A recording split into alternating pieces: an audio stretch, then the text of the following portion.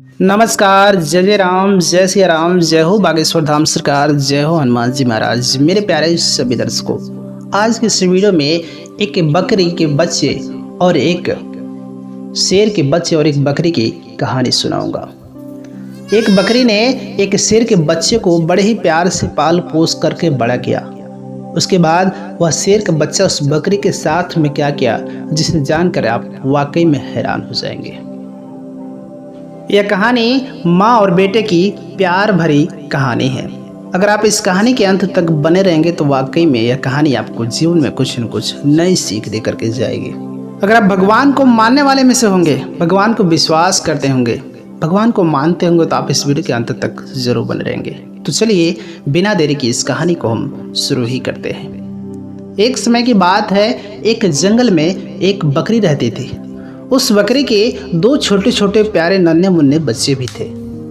वह बकरी अपने बच्चों के लिए जंगल में जा कर के चारे लेकर के आती थी और अपने बच्चों को खिलाती थी। एक दिन उस बकरी को चारा लाने के लिए दूर जाना पड़ा।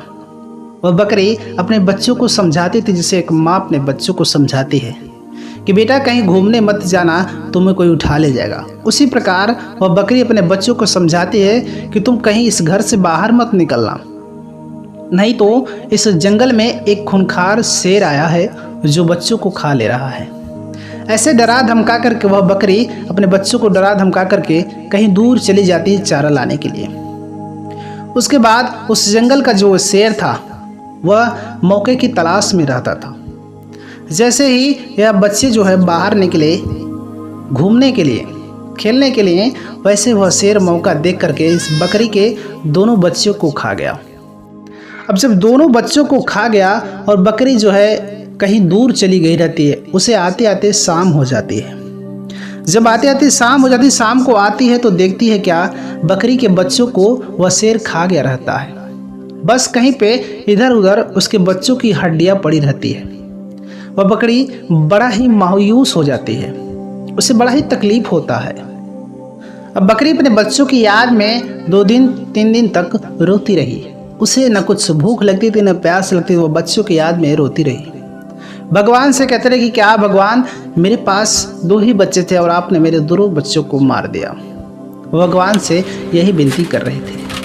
अब वो कर भी क्या सकती थी, वह तो एक बकरी थी और जो खाया था वह एक शेर था। उससे वो कोई बदला भी नहीं ले सकती थी। इस कारण से वो मायूस होकर के पड़ी रही। फिर उसने सोचा कि बच्चों की याद में कब तक मैं पड़ी रहूँगी, अब मुझे भी अपने भोजन की तलाश करना ही चाहिए। अब एक दिन बकरी फिर अपने भोजन की तलाश में निकल पड़ती है। जोर से आंधी आने लगती है। जोर से आंधी तूफान आने के बाद उसे ऐसी आवाज़ें सुनाई पड़ती, मुझे बचाओ, मुझे बचाओ। कोई छोटा सा प्यारा सा जानवर का बच्चा चिल्ला रहा होता है।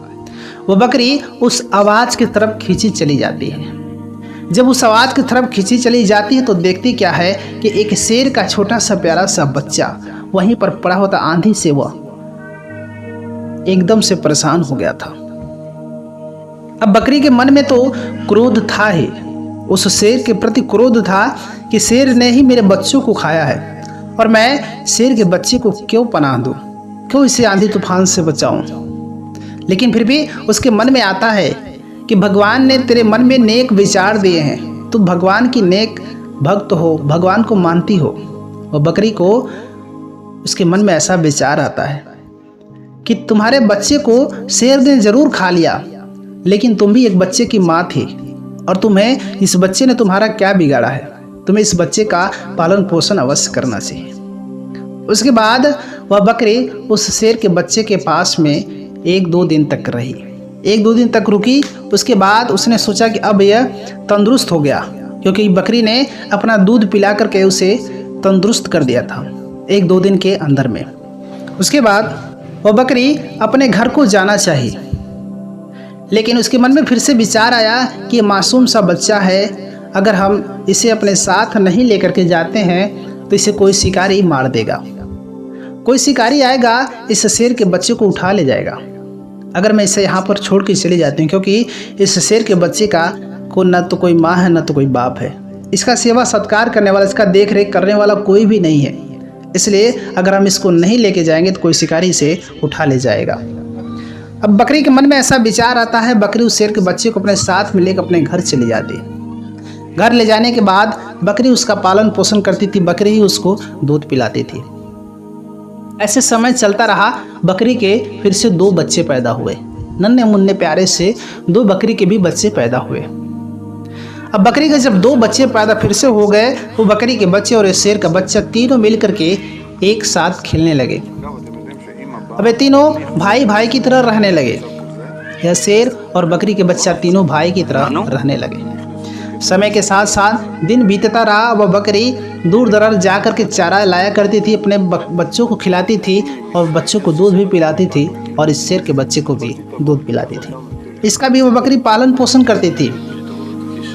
समय के साथ साथ वह शेर का बच्चा बड़ा हो गया। अब जब शेर का बच्चा बड़ा हो गया तो इस बकरी के मन में डर पैदा हो गया कि मैंने इसे तो बचपन से पाला था और बचपन में इसे इस बात का आभास नहीं था कि यह शेर है कि बकरी है, और इसे यह बड़ा हो गया, नौजवान हो गया, इस बात का आभास हो चुका है कि यह एक शेर का बच्चा है और शेर जो है बकरियों को खा जाते हैं। यह अपने मन ही मन भगवान से प्रार्थना करती थी कि हे भगवान, मैंने तो इसे नेक समझ करके इसे अपना दूध पिला करके पालन पोषण करके बड़ा किया, लेकिन इसके मन में मेरे प्रति प्यार डाल दीजिए ताकि यह मुझे अपनी माँ समझे, क्योंकि मैंने इसका पालन पोषण किया है। और बकरी कहती है कि हे भगवान, मैं आपके ऊपर विश्वास करके मैं आपको मानती हूँ, इसीलिए मैंने इसके साथ ऐसा नेक कार्य किया था। इसके दिल में मेरे प्रति प्यार डाल दीजिए। और एक दिन ऐसा होता है, वह शेर का बच्चा जब नौजवान हो गया रहता है, वो आकर के कहता है कि माँ, अब तुम बूढ़ी हो चुकी हो, अब तुम इधर उधर मत जाया करो, अब तुम एक जगह बैठे रहो, अब हम लोगों का जिम्मेवारी बनता है तुम्हारा सेवा सत्कार करना। यह बात सुनकर उस बकरी को बड़ा ही खुशी मिलती है, उसे बड़ा ही तसल्ली होती है। वह शेर का बच्चा कहता है कि तुम्हारा सुरक्षा करना मेरा धर्म है, मेरा कर्तव्य है, क्योंकि तुमने मुझे बचपन से पाल पोस करके बड़ा किया है। इस बात को सुनकर उस बकरी के मन में बड़ा ही सुकून मिलता है। वो भगवान से मन ही मन प्रार्थना करती है कि हे भगवान, आपकी लीला बहुत अपरंपार है। आपने मेरे बच्चे को मेरे प्रति ममता का प्यार जगाया, मैंने इसको दूध पिला कर के पाल पोस करके बड़ा किया, तो आज ये मुझे अपनी माँ ही समझ रहा है। ये भले ही शेर का बच्चा है, लेकिन यह मुझे अपनी माँ के बराबरी का हिस्सा दे रहा है। फिर एक दिन कहीं से घूमते हुए एक खूंखार शेर आया।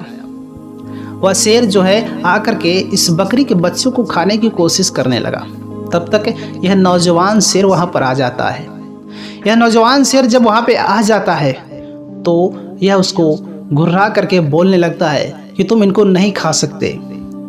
वह शेर कहता है कि अरे तुम तो मेरी बिरादरी के हो, और तुम मेरे बिरादरी को हो करके तुम मुझे क्यों मना कर रहे हो? ये बकरी हैं, बकरियों को खाना हमारा धर्म है, हमें इनको खा करके अपना पेट भरना ही हमारा धर्म है, और तुम इनको खाने के लिए मना क्यों कर रहे हो? वह नौजवान शेर ने कहा कि देखो, यह बकरी मेरी माँ है और तुम मेरी माँ को थोड़ी एक खरोच भी नहीं आने दूंगा। तुम मेरी माँ को खरोच भी नहीं ला सकते, तुम यहाँ से चले जाओ। ये मेरी माँ है, इसको तुम नहीं खा सकते। और मेरे 2 भाई हैं, मेरे 2 भाई और मेरी माँ का रक्षा करना मेरा धर्म है, मेरे रहते हुए इन्हें कोई खरोच तक नहीं पहुँचा सकता। वह खूंखार शेर कहने लगा, अरे मूर्ख, तुम मेरे बिरादरी को हो करके तुम मुझे ही ढकार रहा है, मुझे ही डांट रहा है, मुझे ही गुर्रा रहा है।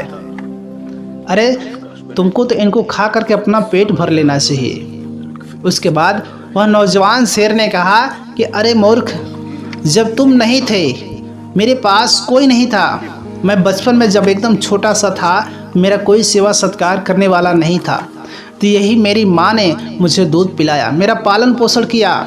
जो मेरे भाई हैं, बकरी के बच्चे, ये दोनों मेरे साथ खेल कूद करके बड़े हुए हैं। यह मेरी माँ है जो मेरा पालन पोषण करके मुझे दूध पिला करके बड़ा किया, और आज मैं इन्हीं को खा लूँ।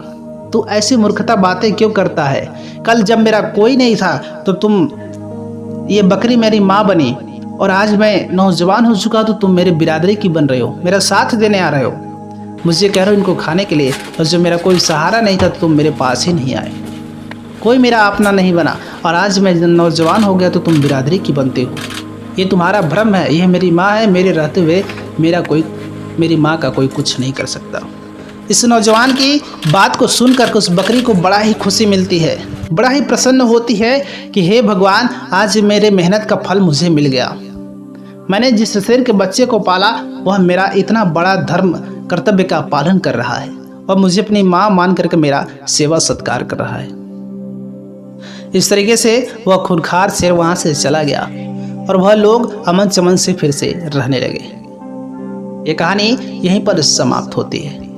आपको इस कहानी से क्या सीख मिलती है? माँ और बेटे की ममता देख करके आपको क्या राय है? कमेंट बॉक्स में ज़रूर बताइएगा। मिलेंगे आपसे एक और नई कहानी के साथ, तब तक के लिए नमस्कार।